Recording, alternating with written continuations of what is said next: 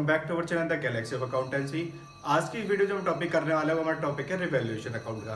यहाँ पे हम सीखेंगे क्या revaluation of assets and reassessment of liability. Assets का कहते हैं रिवैल्यूएशन करना, कैसे लायबिलिटी का रीअसेसमेंट करना है वो यहाँ पे हम डिटेल में सीखेंगे। तो सबसे पहला हमारा टॉपिक क्या है यहाँ पे रिवैल्यूएशन ऑफ असेट्स। देखिए जैसा कि आप जानते हैं असेट्स हमारी अलग अलग टाइप्स की होती है। यहाँ पे मैं एग्जाम्पल के लिए दो असेट्स लिख लेता हूँ, land and building and machinery. मान लीजिए लैंड एंड बिल्डिंग मैंने 1 लाख रुपीज की खरीदी थी और मशीनरी खरीदी थी मैंने 5000 रुपीज की। अब इन फ्यूचर क्या हो सकता है, या तो इनकी वैल्यू क्या हो सकती है, बढ़ सकती है, या फिर क्या हो सकती है, घट सकती है। फॉर एग्जाम्पल देखिए ज्यादातर लैंड एंड बिल्डिंग जो होती है हमारी, इनकी वैल्यू हमेशा क्या होती है, हमेशा रेज होती है, बढ़ती है। और मशीनरी हम इसे यूज करते हैं, हम पार्टिकुलर टाइम पे इसको कहते हैं यूज करते हैं, इसकी यूजफुल लाइफ होती है, जो आपने क्लास 11 में पढ़ा है डेप्रिसिएशन चैप्टर में। तो इसकी वैल्यू क्या होती रहती है, धीरे धीरे करके घटती है, क्योंकि इस पर क्या लगता है, डेप्रिसिएशन लगता है। वही कहते हैं लैंड एंड बिल्डिंग पे भी डेप्रिसिएशन लगता है, लेकिन इसकी वैल्यू क्या होती है, समय के साथ साथ क्या होती रहती है, बढ़ती रहती है। तो ऐसा भी हो सकता है कि इसकी वैल्यूएशन क्या हो जाए, एप्रिशिएट हो जाए, या फिर वैल्यू क्या हो जाए, डेप्रिशिएट हो जाए। तो देखिए इन फ्यूचर में मान लीजिए हमने ये लैंड एंड बिल्डिंग 2019 में 1 लाख की खरीदी थी, तो अब ये 2024 में लैंड एंड बिल्डिंग का वैल्यूएशन कितना होगा, ये 1 लाख की अब तक कितनी की हो चुकी होगी, 10 लाख रुपए की। तो यहां पे हमने क्या करा, इसका कहते हैं बिल्डिंग का वैल्यूएशन किया, जो हमने दोबारा वैल्यूएशन किया। जब हमने खरीदी थी तब तो 1 लाख की थी, और जब आज कहते हैं 2024 में कितनी हो गई, ये 10 लाख रुपए हो गई। तो हमने क्या करा है, दोबारा से वैल्यूएशन किया है, और दोबारा वैल्यूएशन करने में क्या पता लगा कि इसकी वैल्यू क्या हो चुकी है, बढ़ चुकी है। तो इसी चीज को हम क्या कहते हैं, रिवैल्यूएशन।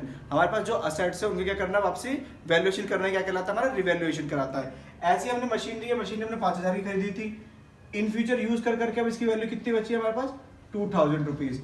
तो इसको भी हम क्या करेंगे, देखो यहाँ पे वैल्यू घट रही है, लेकिन फिर भी क्या बोलेंगे इसे, रिवैल्यूएशन, क्योंकि हमने कहते हैं अपनी मशीनरी का फिर से यहाँ पे क्या करा है, वैल्यूएशन किया है। अब वहीं पे ऑन द अदर हैंड हम बात करते हैं यहाँ पे रीअसेसमेंट ऑफ लायबिलिटी। देखिए लायबिलिटी का रिवैल्यूएशन क्यों नहीं होता, क्योंकि लायबिलिटी ऐसा नहीं कि हमारी बढ़ जाएगी घट जाएगी, ये हमारी क्या होती है, इंक्रीज हो। जैसे हमने बैंक से लोन लिया है कितने का, 30,000 रुपए का, और उस पर जो इंटरेस्ट है वो क्या है, 12% पर एनम से। तो कहते हैं हमने बैंक से लोन लिया 30,000 रुपए का, लेकिन उसका जो इंटरेस्ट था वो हमें पेड करना था, अभी तक हमने पेड नहीं किया है। तो 12% इंटरेस्ट अगर इसमें हम लगा देंगे, 30,000 का 12% इंटरेस्ट कितना रहेगा, 3600 रुपए। तो आपके यहाँ पे लोन की वैल्यू कितनी हो गई, 33,600। यहाँ पे क्या हो गया, अब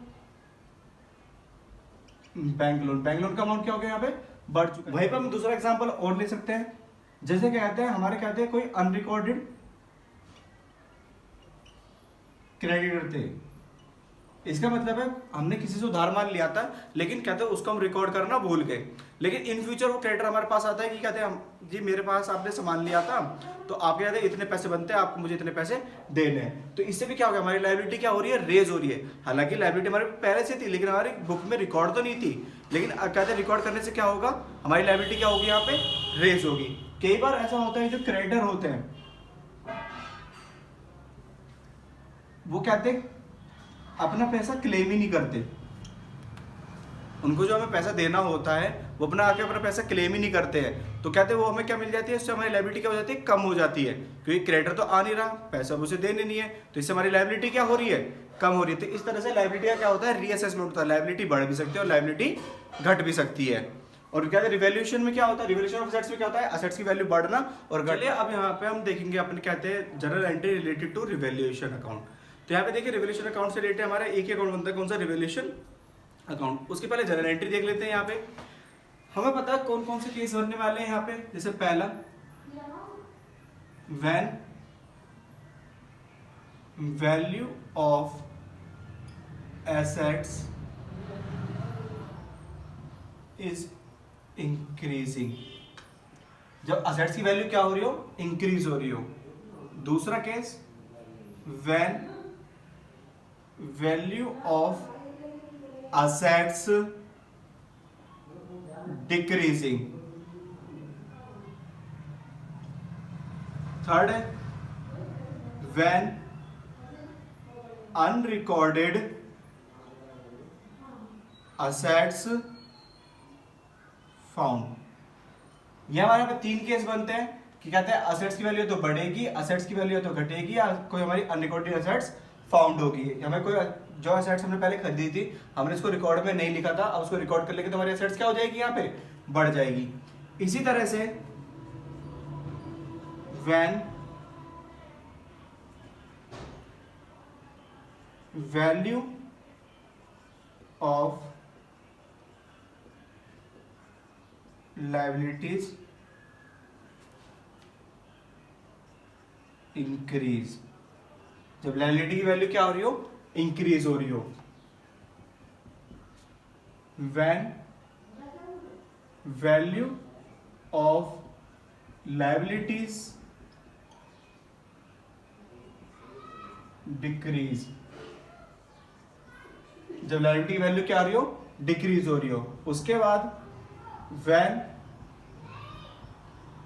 unrecorded liabilities form।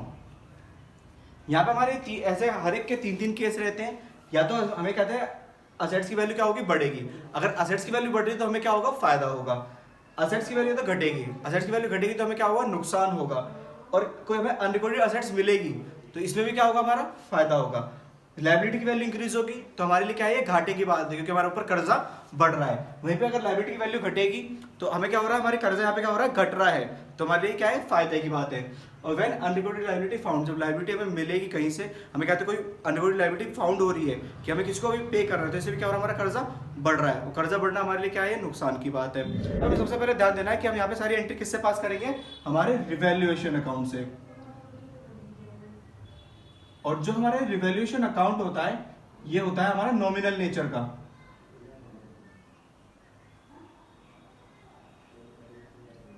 Nominal nature का होता है, इसका मतलब है कि जब जब कहते हैं हमें फायदा होगा तब तक रिवैल्यूएशन अकाउंट क्या होगा, हमारा क्रेडिट होगा।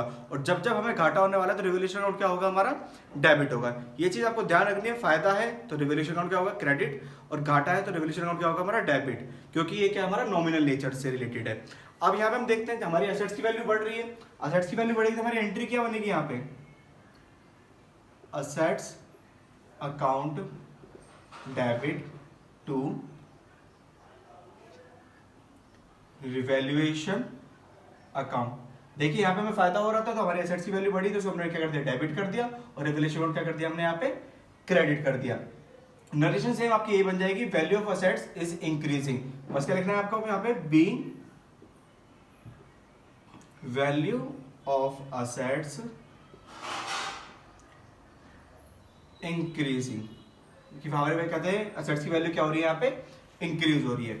जब असेट्स की वैल्यू डिक्रीज होगी तो हमारी इसकी एंट्री क्या हो जाएगी, बिल्कुल अपोजिट हो जाएगी, revaluation account debit to assets account. सीधे सीधे यहाँ पे ध्यान रखना है, यहाँ पे असेट्स का हमेशा आपको नाम मेंशन करना है। जैसे लैंड एंड बिल्डिंग तो लैंड एंड बिल्डिंग लिखेंगे, मशीनरी तो मशीनरी लिखेंगे, इवन डेटर है तो यहाँ पे डेटर लिखेंगे। यहाँ पे ये नहीं कि आप कहते कोई भी असेट्स हो आप सिर्फ असेट लिख कर छोड़ दो, यहाँ पे उस असेट का क्या लिखना है, नाम लिखना है। अनरिकॉर्डेड असेट्स फाउंड, जब अनरिकॉर्डेड असेट्स मिलेगी तो इसकी एंट्री हमारी क्या होने वाली है, unrecorded assets account debit to revaluation account.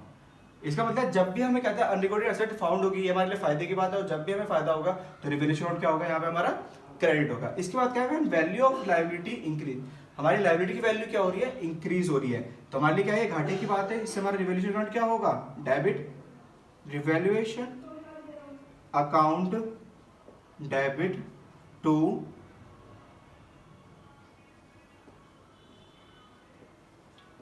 Liabilities account. यहाँ पे भी उस लायबिलिटी का नाम लिखना है जो लायबिलिटी आपकी क्या हो रही है, रेज हो रही है।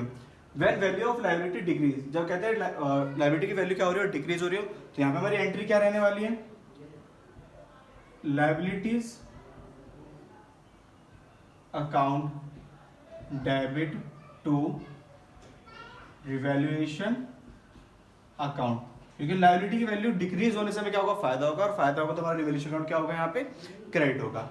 जब हमें अनरिकॉर्डेड लायबिलिटी मिलेगी तो इसकी एंट्री क्या होगी हमारी, revaluation account debit to liabilities account. और ये हमारी लाइबिलिटी कौन सी होने वाली है? अनरिकॉर्डेड, जो हमने पहले खरीदी पहले हमारी क्या थी, रेज हो चुकी थी, लेकिन हमने उसे रिकॉर्ड नहीं किया था। इसके बाद हमारे क्या होता है यहाँ पे, जो रिवैल्यूएशन अकाउंट की इतनी सारी एंट्री है, कहीं हमें फायदा हो रहा है, कहीं हमें नुकसान हो रहा है, तो कहते हैं इसका हम क्या कहते हैं, टोटल करते हैं कि हमें रिवैल्यूएशन में क्या हो रहा है, सबसे ज्यादा फायदा हो रहा है या फिर क्या हो रहा है, नुकसान हो रहा है। तो अगर हमें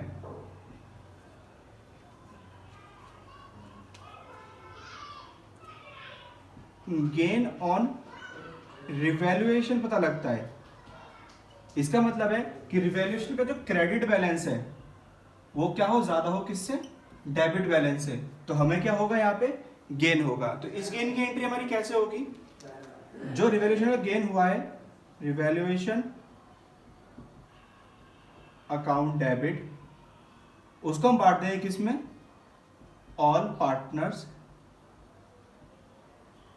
कैपिटल और करंट अकाउंट। और इसी तरह से अगर हमारे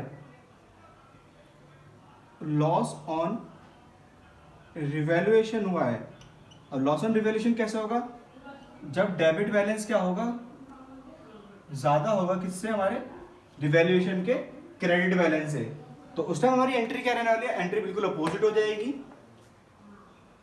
all partners capital account debit to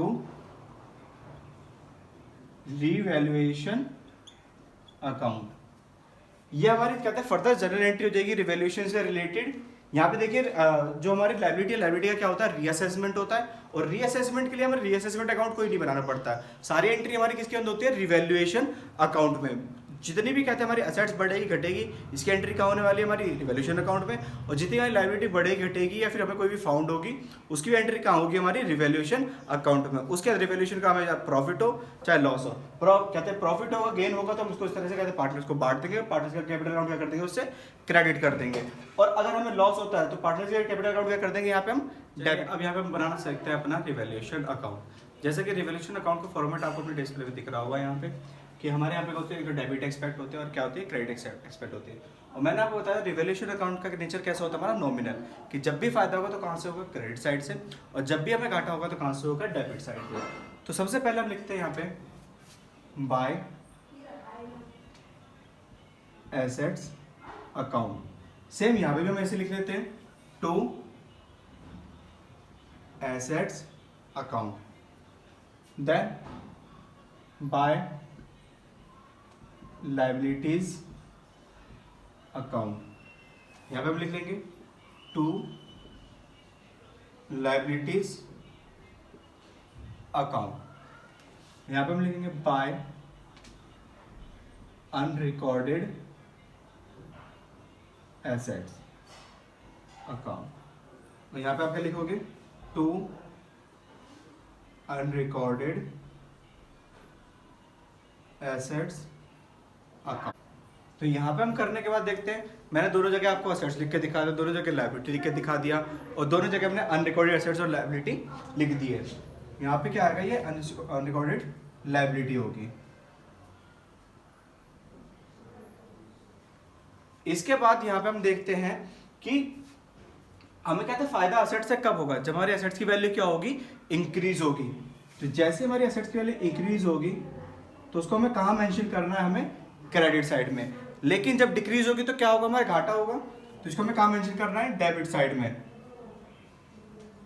ऐसी लायबिलिटी हमने इस साइड लिखी है तो इसका मतलब फायदा होना चाहिए, तो लायबिलिटी से फायदा कब होगा, जब हमारी लायबिलिटी क्या होगी, डिक्रीज होगी। और लायबिलिटी से घाटा कब होगा, जब हमारी लायबिलिटी क्या होगी, इंक्रीज होगी। ऐसी अगर हमें अनरिकॉर्डेड एसेट्स फाउंड हुई तो हमें क्या होगा, फायदा होगा, इसलिए हम इसको लिखेंगे क्रेडिट साइड में। और हमें अनरिकॉर्डेड लायबिलिटी फाइंड हुई तो इससे क्या होगा, हमारा घाटा होगा, जिसको हमने क्या लिखा है, डेबिट साइड में। रिवैल्यूएशन अकाउंट में हमारी सिर्फ यही एंट्री आती है, असेट्स का बढ़ना, असेट्स का घटना, लायबिलिटी का घटना, लायबिलिटी का बढ़ना, अनरिकॉर्डेड असेट्स मिलना या अनरिकॉर्डेड लायबिलिटी फाइंड होना। इस तरह से आपके यहाँ पे एंट्री पुट हो जाएंगी। इसके बाद हमारा क्या होता है, या तो हमें क्या होने वाला है, गेन होने वाला है, या फिर क्या होने वाला है यहाँ पे लॉस होने वाला है। तो हम क्या करें, दोनों अकाउंट यहाँ पे टैली करेंगे। टैली करने के बाद अगर हमारा यहाँ का बैलेंस ज्यादा होता है और यहाँ का बैलेंस क्या होगा, कम होगा, तो यहाँ पे हमारे पास क्या आ जाएगा, टू गेन ऑन रिवैल्यूएशन। मान लीजिए वहां का टोटल करने पे हमारा बैलेंस कितना आ रहा है, 2 लाख रुपए आ रहा है, और यहाँ पे कितना आ रहा है, 1,80,000 रुपए आ रहा है। तो हमारा गेन कितना हो जाएगा यहाँ पे, 20,000 रुपए का। और ये गेन किसको बढ़ जाएगा, हमारे जो पार्टनर है एक्स और वाई, इन दोनों बढ़ जाएगा, जो उनका रेशियो दे रखा होगा। बाई चांस ऐसा होता है कि हमारा यहाँ का बैलेंस ज्यादा और यहाँ का बैलेंस क्या हो जाए, कम आ जाए। अगर ऐसा होता है तो यहाँ पे हमारा बैलेंस आ जाएगा किसके नाम से, बाय लॉस ऑन रिवैल्यूएशन। और ये जो हमारा लॉस ऑन रिवैल्यूएशन है, ये भी क्या होता है, पार्टनर में किसी बढ़ जाता है, इनके प्रॉफिट शेयरिंग रेशियो में जो हमें गिवन होता है, एक्स एंड वाई, जो हमारे दो पार्टनर के उसमें बढ़ जाएगा। ये हमारा फॉर्मेट रहता है किसका, रिवैल्यूएशन अकाउंट का। तो चलिए यहाँ पे हम एक क्वेश्चन करके देखते हैं, लेकिन क्वेश्चन करने से पहले मैं आपको एक बात ध्यान दिला दूं, अगर आप इस चैनल पर नए थे, चैनल को सब्सक्राइब जरूर कर लें, ताकि आपको आपकी रेगुलर अपडेट्स मिलती रहे, और कहते हैं बेल आइकन भी जरूर दबा लें। यहाँ पे आपको क्वेश्चन दिखा देते हैं, क्वेश्चन आपको अपने डिस्प्ले पे दिख रहा होगा। A, B, C are partners sharing profit and losses in the ratio 5:3. Their balance sheet as at 31st March 2019 stood as follow. आपको यहाँ पे बैलेंस शीट दे रखी है। देखिए बैलेंस शीट में बहुत सारे मटेरियल आपको ऐसे दे रखे हैं, जैसे कहते हैं general reserve, investment fluctuation reserve और एडवर्टाइजमेंट सस्पेंस। ये सारी चीज़ आपको यहाँ पे गिवन है, लेकिन आपको यहाँ पे ध्यान रखना है कि हम इस चीज़ को क्या करेंगे, यहाँ पे इग्नोर करेंगे, क्योंकि हम क्वेश्चन करेंगे जो सिर्फ किससे रिलेटेड हो, रिवैल्यूएशन से रिलेटेड हो। और रिवैल्यूएशन की सारी रिलेशन हमें कहाँ मिलते हैं, एडजस्टमेंट में। तो देखिए एडजस्टमेंट पढ़ना स्टार्ट करते हैं, जैसे आपको दिख रहा होगा, they decide to share profit equally with effect from 1 April 2019. They also agreed that value of land and building is decrease by 5%. Land and building की वैल्यू क्या होगी, 5% से डिक्रीज हो चुकी है। वहीं पर हमें देखने को मिल रहा है value of machinery is increase by 5%. Machinery की वैल्यू क्या हुई है, इंक्रीज हुई है 5% से। तो यहाँ पे कहते हैं लैंडेड बिल्डिंग अगर 5% से डिक्रीज हुई है, तो लैंडेड बिल्डिंग का 5% कितना होगा यहाँ पे, 17,500। 17,500 से क्या हुआ है यहाँ पे, डिक्रीज। और वहीं पे मशीनरी क्या हुई है हमारी, 5% से इंक्रीज हुई है, जो कि हमारा 2,40,000 की 5% कितना हो गया यहाँ पे, 12,000 रुपए। इसके बाद हमें यहाँ पे बता रखा है provision for doubtful debts is to be created. अब ये जो प्रोविजन होता है हमारी क्या होती है, लायबिलिटी होती है। तो ये 5% क्रिएट करे जा रहे हैं, कहते हैं सन्ड्री डेटर पे, इसका मतलब लायबिलिटी बढ़ रही है। तो हमारा जो प्रोविजन रेज हो रहा है, लायबिलिटी है, ये बढ़ रही है कितनी, 5%।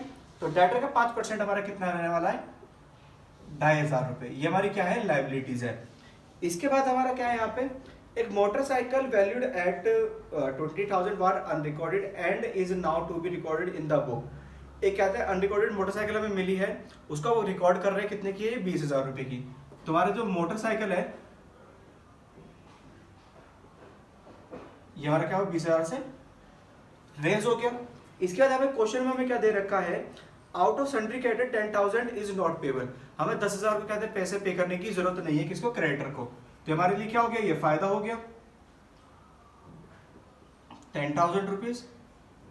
क्रेडिटर हमारे क्या हो रहे हैं, घट रहे हैं। इसके बाद बता रखा है goodwill is to be valued at 2 year purchase और लास्ट 3 ईयर प्रॉफिट। यहाँ पे भी गुडविल दे रखा है। हमने क्या कहा था कि हम सिर्फ रिवैल्यूएशन से रिलेटेड एंट्री करेंगे, यहाँ पे जो हमारे गुडविल है, रिजर्व, इन सबको क्या कर देंगे, इग्नोर कर देंगे। C was to carry out the work of reconstitution of the firm at a remuneration of 5,000 rupees. C क्या कर रहा है, कहते हैं हमारा रिकंस्टिट्यूट कर रहा है, वो किसका, फर्म का कर रहा है, जिसके लिए उसको कितने दिए जा रहे हैं, 5,000 रुपए दिए जा रहे हैं। एक्सपेंस कम टू 3,000, और एक्सपेंस कितने क्यों है, 3,000 रुपए का है। लेकिन हमने कहते हैं सी को कितना पैसा पे किया है, 5,000 रुपए पे किया है, उसको हम उसी तरह से रिकॉर्ड करेंगे। तो हमारा रिवैल्यूएशन में जो लॉस हुआ है कितने का है, वो पूरा 5,000 रुपए का। यहाँ सारी एंट्री यहाँ पे दे रहे, मैंने कहते हैं शॉर्ट में नोट कर लिए कि हमारी जो कहते हैं बिल्डिंग, लैंड एंड बिल्डिंग है, वो हमारी घट रही है 17,500 से, मशीन हमारी बढ़ रही है 12,000 रुपए से, प्रोविजन हमारे बढ़ रहे हैं 2,500 रुपए से, और कहते हैं मोटरसाइकिल हमारी बढ़ रही है कितने, 20,000 रुपए से, और क्रेडिटर जो है वो हमारे घट रहे कितने, 10,000 रुपए से।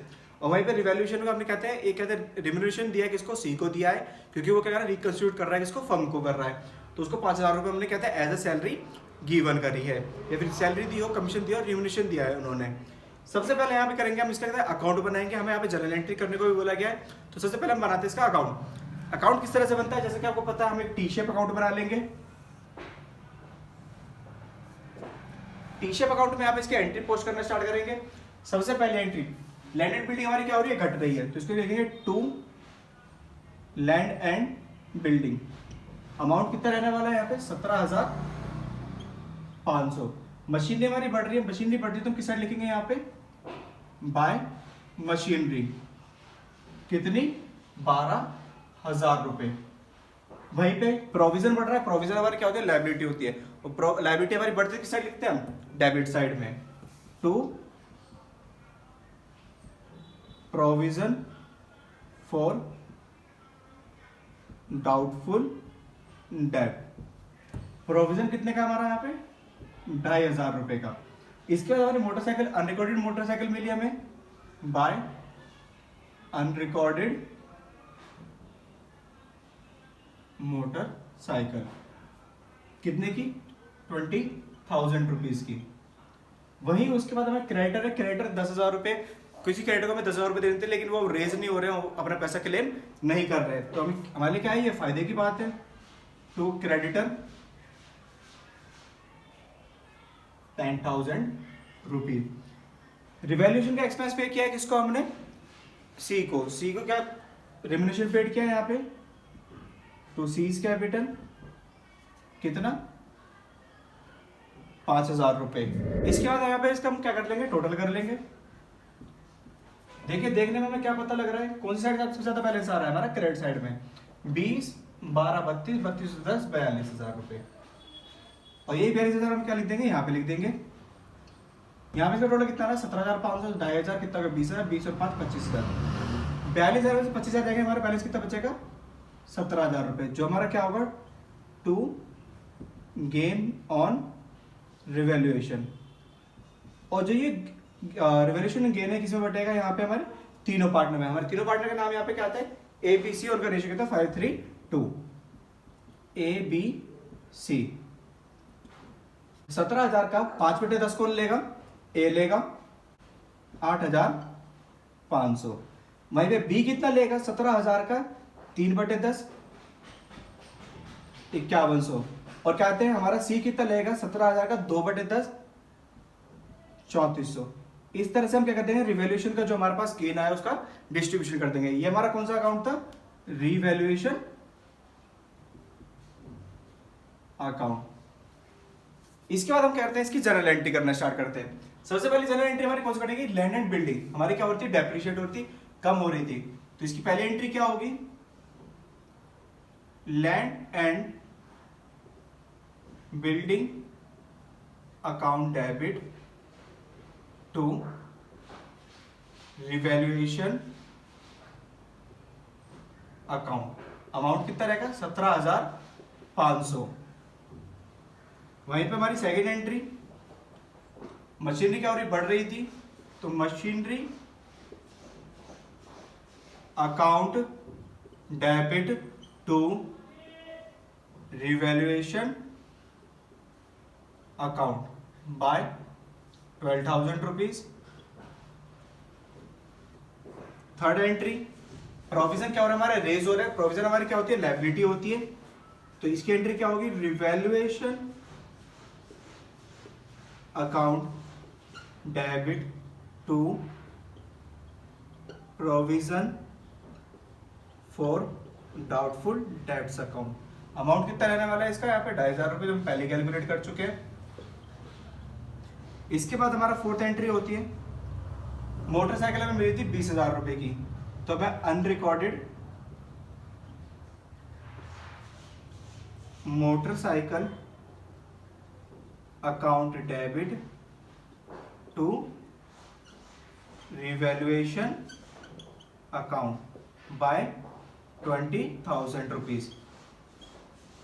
इसके बाद हमें क्रेडिटर कहते हैं 10,000 के, तो जो कहते हैं रेज नहीं होते, वो अपना पैसा क्लेम नहीं कर रहे थे, उसकी एंट्री हमारे पास क्या रहने वाली है, creditor account debit to revaluation account कितना अमाउंट से 10,000 रुपीज से। उसके बाद रिवैल्यूएशन एक्सपेंस भी पेड करा था किससे, हमने सी को करा था। Revaluation account debit to C's capital account कितने का, 5,000 रुपीज का। इन सब के बाद हमने क्या करा था, हमें क्या हुआ था, गेन हुआ था। वो गेन किसमें बांटा हमने, ए बी सी में। और गेन की एंट्री क्या होती है, revaluation account to debit to all partners capital account. हमारी 7th entry, revaluation account debit to A's capital account to B's capital account to C's capital account.